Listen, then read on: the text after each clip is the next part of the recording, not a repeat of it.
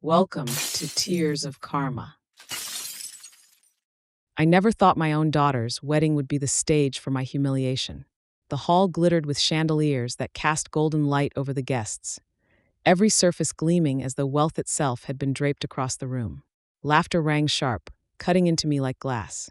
The women wore gowns heavy with sequins, the men in suits pressed to perfection. And me? I was seated at the far corner of the hall, a chair tucked near the catering station, half hidden behind an enormous floral arrangement, as if someone had decided my presence was an inconvenience they couldn't fully erase. I could see everything from where I sat, though no one seemed to see me. Harold stood at the center, his hand resting possessively on the back of Marjorie's chair. My sister, now his wife. Together, they looked like the royal couple of this charade, smiling, nodding, basking in the applause of their gathered audience. They had claimed the family I once built and placed me on the margins, like an embarrassing mistake. My daughter, Clara, glided down the aisle in a dress that shimmered like starlight. She was radiant, every eye fixed on her, but not once did hers wander toward me. Not a glance, not even a flicker of acknowledgement. My chest tightened as if an iron band cinched around it. Years of sacrifice, the endless nights awake at her bedside, the choices I had made to protect her. All invisible now, buried under the poison Harold and Marjorie had poured into her. I pressed my trembling hands into my lap and told myself I would endure this silently. I would let them strip me of dignity if that was the cost of being present. But then the priest's voice echoed across the hall, solemn and final. A father gives away his daughter. The words struck like a blade. Harold's hand reached for Clara's, their fingers entwined. My breath caught, my vision blurred. In that moment, I realized I hadn't just been placed in the corner. I had been erased. And as the guests applauded, I felt something inside me snap. The priest's voice rang through the hall like a judgment. A father gives away his daughter. The words clung to the air, echoing against the marble walls, heavy with meaning. My eyes fixed on the sight before me. Harold, standing tall, his face shining with pride, his hand firmly clasping Clara's as though she had always been his to give. That single gesture severed me from my own child. A rush of heat spread through my chest, but my body felt cold, anchored in the corner where they had hidden me. It wasn't just humiliation, it was obliteration. They had rewritten history in plain sight. I was not the mother who had raised her, who had mended skinned knees, whispered lullabies in the dark, and carried the weight of loneliness when Harold vanished for weeks in pursuit of money and other women. In this moment, I was nothing. I gripped the edge of the table until my knuckles whitened, my nails threatening to pierce my skin. I tried to swallow the bitterness, but memories attacked like shards of broken glass. Clara's tiny hand in mine as she learned to walk. Her tear-streaked face the night she begged me to keep the monsters away. Her laughter, once mine, now silenced, replaced by the hollow obedience Harold had carved into her. The guests leaned forward, enraptured by the spectacle, blind to the violence being done in silence. Harold's lips curved into the faintest smirk, a victory long rehearsed. Marjorie dabbed her eyes with a silk handkerchief, her face radiant with false sentiment. My sister, my betrayer, looked as though she had triumphed twice. Once as the bride, once as the usurper of my place in Clara's life. I felt something rise within me, sharp and alive. It wasn't despair, not anymore. It was anger, pure, unyielding, breathing into me like fire-stoking embers. They thought they had erased me, but I was still here, still watching. And I was not finished. The wedding unfolded like a stage play designed to mock me. The laughter, the applause, the tender gestures. It was all theater, carefully choreographed. And as I sat in my corner seat, suffocating in silence, memories began to unspool, dragging me backward into the years that had paved the road to this very humiliation. Harold's face was easy to read even now. That smirk had once charmed me, but I had learned it was nothing more than a mask for greed. I remembered the late nights when he'd stumble in reeking of perfume that wasn't mine, whispering excuses that shifted with every confrontation. He was a master of twisting words, leaving me tangled in guilt, making me question my sanity while he slipped away again and again. To the world, he was a provider. To me, he was a ghost who thrived on lies. And Marjorie, my sister, my confidante. She had held me while I cried, sworn loyalty as only a sister could. Until the night I found them together, laughing too closely, their shadows moving like conspirators. She had wrapped her betrayal in sympathy, feeding me hollow comfort while planting seeds of doubt in Clara's mind. "Your mother is fragile," she would whisper when she thought I wasn't listening. "She worries too much." Slowly, brick by brick, she built a wall between me and my own daughter. Clara's distance had come like winter, slow at first, then absolute. Her letters, once filled with warmth, turned cold, each sentence clipped, every word carrying a weight I couldn't name. When she visited, her eyes no longer softened at the sight of me. Instead, she looked at me as though I were some relic she wished to discard. It struck me then that betrayal wasn't clumsy or accidental. No, this had been orchestrated, a masterpiece of cruelty painted by the two people I had trusted most. I wasn't losing my daughter tonight. I had lost her long before. And as the music swelled in celebration, I realized something darker. They had rehearsed my erasure to perfection. The clinking of crystal glasses silenced the room. Harold rose, tall and assured, the perfect picture of a devoted father. He raised his glass with a flourish, and the chandeliers caught the wine's red gleam like liquid fire. "To family, to loyalty, to new beginnings," he declared, his voice smooth, deliberate. Then his eyes found mine across the hall, and in that gaze was no love, no warmth, only victory. The room erupted in applause. Guests smiled, some genuinely, others with the smug delight of those who thrive on scandal. I felt their whispers press against my back like cold hands. I saw pity in some eyes, mockery in others. A few refused to look at me at all, as though ignoring my existence was easier than confronting the cruelty displayed in plain sight. My blood seethed, yet I lifted the champagne flute and forced the bubbles past my lips. Each swallow stung, each fizz burned like sparks racing through my chest. I was choking on shame, but I would not let them see me crumble. My hands trembled under the tablecloth, hidden from their view, but inside me something steadier, stronger, had begun to form. Tears blurred the edges of the glittering hall, but I let them fall inward unseen. For every cruelty Harold and Marjorie had orchestrated, for every moment Clara had been turned against me, for every humiliation I endured tonight, I made a vow. They wanted me erased, but I would not vanish quietly. I would not return as the forgotten mother. I would return as the reckoning they never saw coming.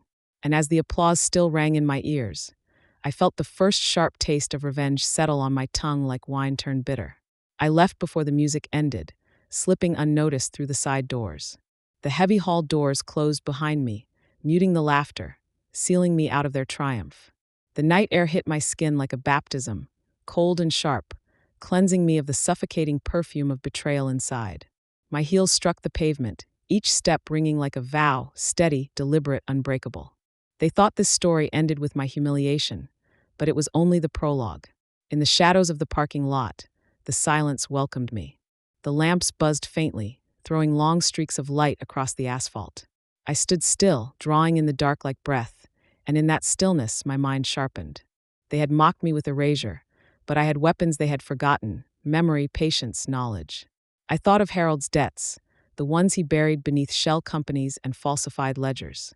I thought of Marjorie's affairs, her hunger insatiable even in marriage, her secrets wrapped in lies she believed were invisible.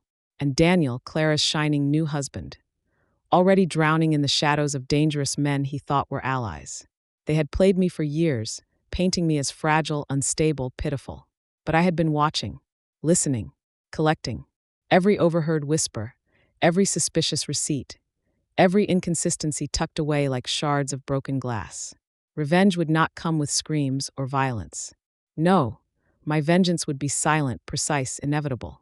I would dismantle them piece by piece, and they would never see the knife until it was already at their throats. The night wrapped itself around me like a cloak, and I walked into it with purpose. The mother they tried to erase was gone. What remained was something far more dangerous, and soon they would know it. The weeks after the wedding passed in a blur of silence and strategy. On the surface, I went about my days quietly, but beneath that stillness, I was weaving threads that would soon tighten around their throats. Revenge demanded patience, and patience had become my only companion. I began with the people they had abandoned. Old friends discarded when they were no longer useful. Colleagues cast aside when they threatened Harold's ambition. Allies Marjorie had used and humiliated. One by one, I reached out, my voice steady, my words careful. Some welcomed me with surprise, others with hesitation, but all remembered the sting of betrayal. They didn't need convincing. They only needed direction. Matthew came first. Harold's former business partner, a man left in ruin by Harold's greed. His bitterness was sharp, but behind it he still carried files, ledgers, contracts, proof of the financial rot Harold had tried to bury. When Matthew placed them in my hands, I felt the weight of justice forming, heavy and undeniable. Then Ruth. Once Marjorie's closest friend, now her bitter enemy. Ruth had kept letters, photographs, evidence of Marjorie's adulteries with men she thought were discreet. Ruth gave them to me with a smile edged in venom, happy to see her old friend fall. Even Daniel, Clara's husband, was not untouchable. The whispers came to me easily. Old debts to men who did not forgive, deals made with criminals dressed as businessmen. He had polished himself into a glittering groom, but beneath the shine, he was already cracking. Piece by piece, I stitched their secrets together, a tapestry of truth threaded in shadows, each strand sharp enough to cut. This was not revenge for the sake of revenge. This was justice, pure, inevitable, and born from the betrayal they had sown around me. And as the pattern revealed itself, I realized the stage was nearly set. All that remained was the first strike. The first domino fell quietly, almost too quietly. A set of documents slipped into the right hands, and within days whispers spread like wildfire. Fraud, hidden debts, accounts shuffled between shell companies. Harold's empire, the gleaming monument he had built on lies, began to shudder. Investors pulled back, partners distanced themselves, and suddenly the man who had once been untouchable was scrambling to hold the pieces together. I watched from a distance, unseen, as the mask of confidence began to crack. Not long after, Marjorie's carefully polished facade collapsed under the weight of her own indulgence. Photographs and letters found their way into the salons and dinner parties where she had once been the queen of whispers. The same mouths that had praised her elegance now curled in disgust, murmuring about her affairs, her hypocrisy, her betrayal of her own sister. Her circle shrank overnight, friends turning their backs with a swiftness only society can master. She had feasted on gossip for years, and now she was the feast. And Daniel, Clara's perfect husband, was next. Old debts resurfaced, the kind owed to men who did not forgive, the kind that stained reputations forever. His deals with dangerous hands were dragged into the light, and suddenly his polished smile looked desperate, forced. Clara's dream of a stable future began to crumble, though she clung to him as though denial could stop the walls from falling. Through it all, I said nothing. I didn't have to. My silence was the knife, slicing deeper with every rumor, every headline, every whispered revelation. I gave no speeches, made no accusations. Truth itself did the work. They had taken everything from me, stripped me to shadows, but now I watched them claw at each other, suspicion spreading like rot through their perfect glass palace. And as the cracks spread, I knew it was only a matter of time before the whole structure shattered. I didn't stay hidden forever. Eventually, the call came. Harold's voice, trembling, stripped of the arrogance that had once filled every word. He begged for a meeting. I let silence stretch on the line long enough for him to choke on it, then agreed. The time had come to step out of the shadows and look into the eyes of the people who had written me out of my own life. When I entered the room, I carried no anger in my expression. I wore calm like armor, my posture straight, my face serene. Harold sat across from me, sweat beading along his hairline, his hands restless on the table. Marjorie was beside him, her glare sharp enough to cut, her composure cracking beneath the weight of exposure. And Clara, my Clara, stood between them, her brow furrowed, confusion clouding her gaze. She looked at me as if seeing me for the first time, unsure which truth to believe. They demanded explanations, their voices rising, their fear thinly disguised as rage. Harold's words stumbled, Marjorie's hissed. Clara's voice was softer, hesitant, but still edged with betrayal. I listened without interruption, letting them writhe in their own desperation. Then I smiled, small, unshaken, deliberate. The truth, I said quietly, has its own way of surfacing. No confession, no admission, no theatrics. They knew. And worse, they knew I knew they knew. Their empire was collapsing, their reputations in ruins, their carefully crafted lies rotting in the open air.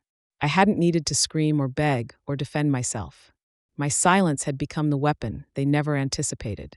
For the first time, I was not the cornered woman. I was the storm in the center of their ruin, unmovable, undeniable. Clara's eyes softened as though something within her cracked, but I turned away before she could speak. Some bonds are too poisoned to salvage, and I would not drink poison again. Now I sit in peace, far from their broken glass palace. The house I live in is small, tucked into the edge of a quiet town where no one knows my name and no one cares to ask. The walls are bare but steady, the floors creak in places, and the windows let in the soft wash of morning light. There are no chandeliers here, no gilded tables, no suffocating laughter dripping with cruelty. Only the sound of wind through trees and the steady rhythm of my own breathing. I am not triumphant, nor am I vindicated, but I am free. Betrayal had caged me for years, weaving invisible bars around my spirit until I believed escape was impossible. Harold's scorn, Marjorie's false sympathy, Clara's rejection. They had shackled me more tightly than any chain. But cages built on lies eventually collapse. I didn't need to swing the hammer. They did it themselves. I sometimes imagine their house, once radiant with wealth, now hollow with whispers. The glass palace they constructed, so dazzling, so untouchable, fractured under the pressure of truth. Harold, once admired, now despised, his empire bleeding out in lawsuits and audits. Marjorie, once worshipped in her circle, now discarded, her beauty mocked, her reputation smeared by the same whispers she once used as weapons. And Daniel, the shining groom, scrambling under the weight of debts he can never repay. Clara stands among them, forced to see the illusions unravel, though whether she blames them or me, I may never know. But what does it matter? I never raised a hand against them, never shouted accusations in the streets, never begged for justice from a world that delights in humiliation. I let their greed, their cruelty, their dishonesty devour them from within. All I did was step aside, holding up a mirror when the time was right. They destroyed themselves, and I walked away intact. Sometimes survival is the greatest revenge. To keep breathing when they wished me erased, to endure while they collapse. That is a victory sharper than any scream. And sometimes silence is the loudest scream of all. It pierces deeper than fury, lasts longer than violence. My silence has followed them like a ghost they cannot exorcise. When I think back to that wedding corner, I no longer feel humiliation. I feel gratitude. That chair, tucked away behind flowers and shadows, was not my execution. It was my rebirth. In that moment of erasure, something inside me ignited. A fire that burned away the years of submission, the years of swallowing pain, the years of believing their lies about who I was. That corner birthed the storm. The memories still come, uninvited at times. I see Harold's smirk as he placed Clara's hand into Daniel's, as though he were the sole architect of her future. I see Marjorie's triumphant tears, a performance for the crowd while she basked in the victory of replacing me. I see Clara's eyes blank, refusing to acknowledge me, as though I were a stranger at her wedding instead of her mother. Those memories used to stab like knives. Now they feel like scars, deep, permanent, but no longer bleeding. In my solitude, I've learned that scars can be beautiful. They remind me that I survived. I no longer seek Clara's forgiveness. Once I dreamed of her return, imagined a knock at my door, her voice trembling with regret as she whispered, "Mother." But fantasies are just cages with prettier bars. Some bonds, once poisoned, cannot be restored. And I refuse to drink from that cup again. If she ever sees the truth, it will be her own journey, not a lifeline I must provide. Here, in the quiet, I've discovered myself again. I tend a small garden in the back, tomatoes, herbs, flowers that bloom wild and uneven but honest. The soil stains my hands, and I welcome it. It is proof of growth, proof of life. I cook simple meals, read books without interruption, let time stretch without the constant dread of their shadows. Freedom is not grand, not dramatic. It is quiet, steady, almost unremarkable. But it is mine. Sometimes, I wonder if Harold still wakes in the night, sweating from dreams of the empire he lost. If Marjorie studies herself in the mirror, searching for the woman she once pretended to be, horrified by the stranger staring back. If Daniel, with his polished lies stripped away, curses the day he thought he could marry into respectability. And I wonder if Clara lies awake, questioning the stories she was fed, replaying my absence, my silence, my refusal to fight for a place in a world that rejected me. Do they think of me as the architect of their ruin? Perhaps. But what they will never understand is that I never needed to destroy them. I simply stopped holding their lies together. Freedom, I've learned, is not found in winning battles against others. It is found in stepping away from their battlefield entirely. It is the act of choosing not to bleed for people who would never staunch the wound. And yet, a part of me takes satisfaction in their downfall. I would be lying if I denied it. I see their faces in my mind, furious, desperate, collapsing under the weight of truth, and it feeds me in a way that peace alone cannot. I am not ashamed of that hunger. It reminds me that I am alive, that I am human, that I am no longer the shadow they painted me to be. The silence I gave them was not weakness. It was power. Silence unsettles, it lingers, it cannot be argued against. While they claw at each other, searching for someone to blame, my absence screams louder than any accusation ever could. They cannot escape it. They cannot silence it. And they cannot control it. I once thought survival meant endurance, gritting my teeth, bearing their cruelty, waiting for storms to pass. But survival is something else entirely. It is choosing to step into the storm and letting it wash everything false away. It is refusing to be erased, even when they pretend you are invisible. It is knowing that sometimes the best revenge is to live in peace while your enemies choke on the chaos they created. So now, I sit in my chair by the window, a cup of tea warm in my hands, watching the sun slip behind the trees. The air smells of earth and rain. My life is not grand, not dazzling, but it is mine. Every breath I take is proof of my victory. Every beat of my heart is louder than the silence they forced upon me. They lost everything. I lost nothing worth keeping. And that is the truest form of justice.